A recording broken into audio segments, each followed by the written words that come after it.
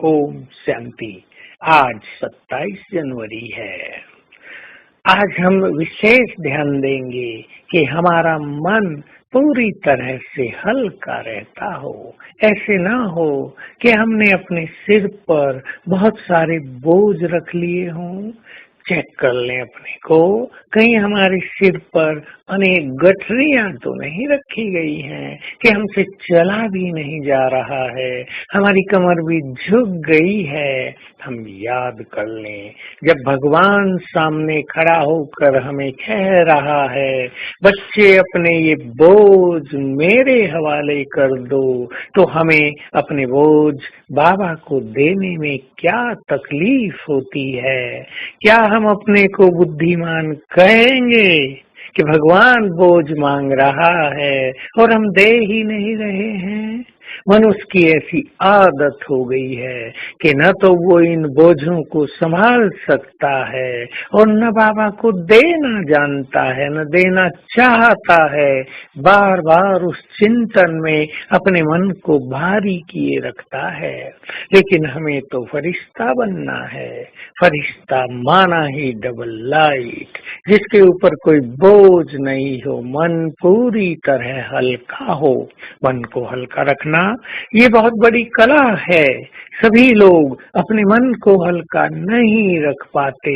किसी किसी को तो छोटी छोटी बातें भारी कर देती हैं और वो मनुष्य उड़ नहीं पाता, उसका योग नहीं लगता है, एकाग्रता भंग हो जाती है। और जो मनुष्य देहधारियों में अटका हुआ है, जो कहीं भी अटक गया है किसी देहधारी के पीछे, उसकी गति तो अब संभव ही नहीं है। इसलिए अपने को अब कहीं भी अटकाना भी नहीं है।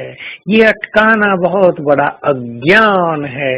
कई आत्माओं में दिखाई देता है, जो कहीं फंस गए, जीवन डिप्रेशन की ओर चला गया, मन निराशा से भरपूर हो गया।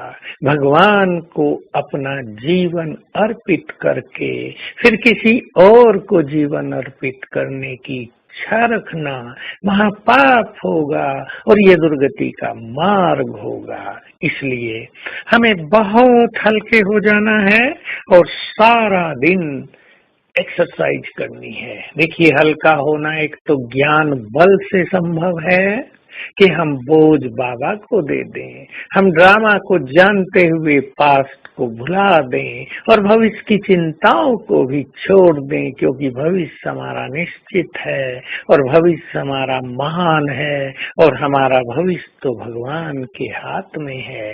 लेकिन यदि हम रूहानी ड्रिल करते हैं तो भी हमारा चित्त हल्का हो जाता है, क्योंकि हमारी आंतरिक शक्तियां बढ़ जाती हैं और जिन छोटी छोटी बातों के कारण हम भारी हो रहे हैं, हमें एहसास होने लगता है कि ये बातें तो कुछ हैं ही नहीं, ये तो बहुत छोटी हैं।